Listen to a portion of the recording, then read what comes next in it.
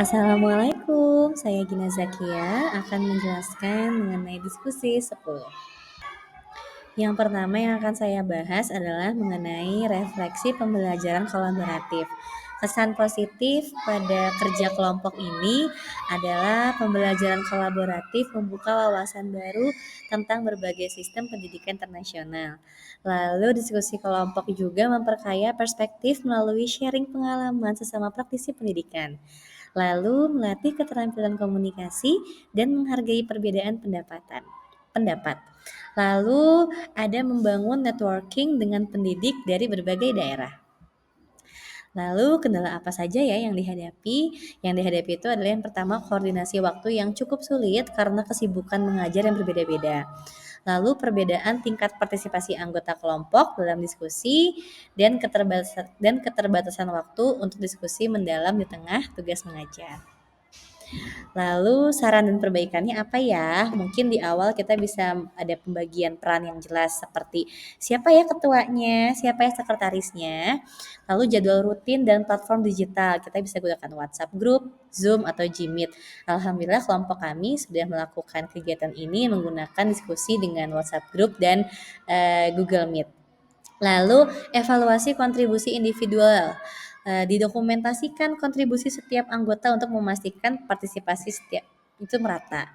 Lalu timeline yang realistis, membuat jadwal diskusi yang mempertimbangkan waktu mengajar dan fleksibel untuk penyesuaian. Selanjutnya kita akan masuk ke pembahasan. Saya sekolah di SD Binekas, berikut identitasnya. Lalu ada visi dan pendekatan, yaitu pendidikan holistik berbasis nilai Islami, inklusi, pembelajaran beragam dan inovatif, fokus, critical thinking, dan problem solving. Lalu menjadi mitra keluarga dalam pendidikan. Lalu keunggulannya apa saja ya? Keunggulan SD Binekas ini adalah menghargai keunikan dan potensi setiap anak. Tidak ada sistem ranking, karena tiap anak itu berbeda-beda. Lalu pembelajaran holistik, akademik, emosional, sosial, dan spiritual. Lalu pendekatan inovatif dengan metode berpikir kritis dan pemecahan masalah. Lalu nilai-nilai Islami terintegrasi dalam keseharian, akhlakul khorimah. Lalu lingkungan yang aman dan kondusif di kawasan perumahan yang cukup elit. Selanjutnya ini ada tabel mengenai analisis komparatif filosofi pendidikan. Ada aspek, ada prinsip utama, sistem ranking, pendekatan, outdoor education, jam belajar, dan fokus karakter. Di sini ada SD Binekas sama negara Nordik. Di Binekas untuk prinsip utamanya itu inklusi, holistik, dan nilai Islami. Kalau di negara Nordik itu ada equity, dan kolaborasi. Selanjutnya ada sistem ranking. Jika di Binekas tidak ada, sejalan dengan Nordik, dan di negara Nordik pun tidak ada. Lalu pendekatannya kalau di Binekas individual, problem solving, dan berpikir kritis. Di negara Nordik, problem solving dan experiential learning. Selanjutnya ada outdoor education, sebagian ada field trip di kami, ada outing, ada activity juga. Outing activity. Lalu negara Nordik reguler. Nah, di jam belajar kalau di Binekas ini kurang dari 35 sampai 40 jam per minggu. Kalau di negara Nordik itu kurang dari 30 jam per minggu ya, lebih sebentar. Nah, fokus karakternya itu akhlak Islami, kemandirian dan kolaborasi untuk SD Binekas. Untuk negara Nordik, tanggung jawab, kerjasama, dan kepercayaan.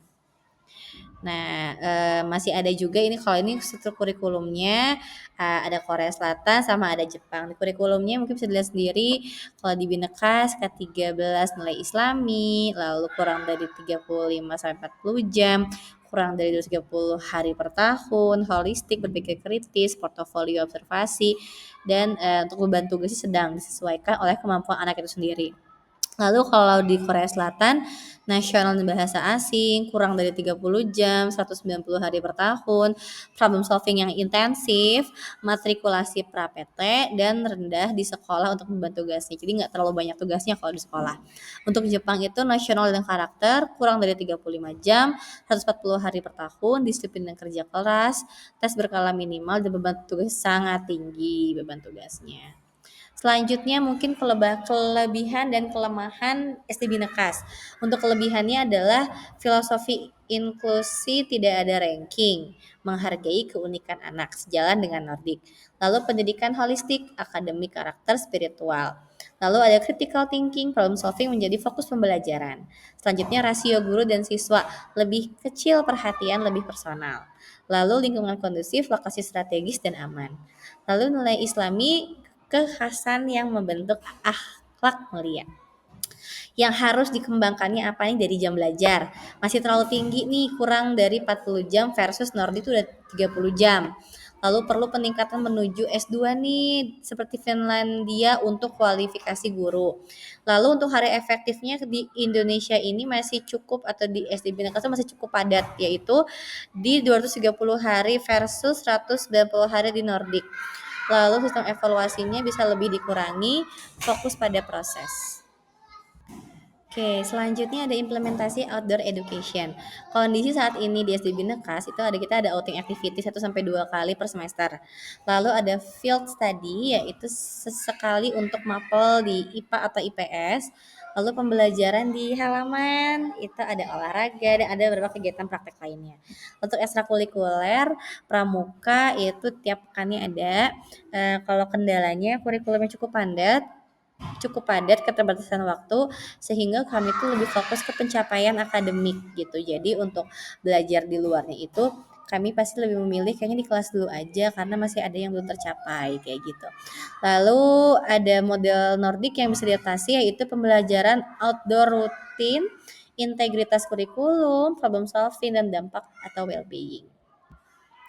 Selanjutnya rekomendasi untuk SD Binekas. Yang pertama, kurangi jam belajar.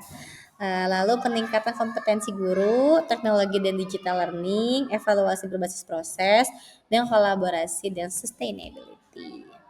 Nah, kesimpulannya, SD Binekas memiliki fondasi kuat dengan filosofi inklusif dan holistik yang sejalan dengan negara maju. Lalu, outdoor education terbukti efektif untuk well-being dan cognitive learning. Selanjutnya, sistem pendidikan Korea dan Jepang menekankan disiplin dan kerja keras, sementara Nordik fokus pada kesetaraan.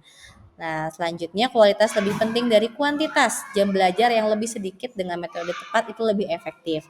Harapannya untuk SD Binekas dapat menjadi model sekolah yang memadukan keunggulan sistem internasional dengan nilai-nilai Islami, menciptakan generasi yang tidak hanya cerdas secara akademik, tetapi juga berakhlak mulia, mandiri, dan siap menghadapi tantangan masa depan dengan karakter yang kuat.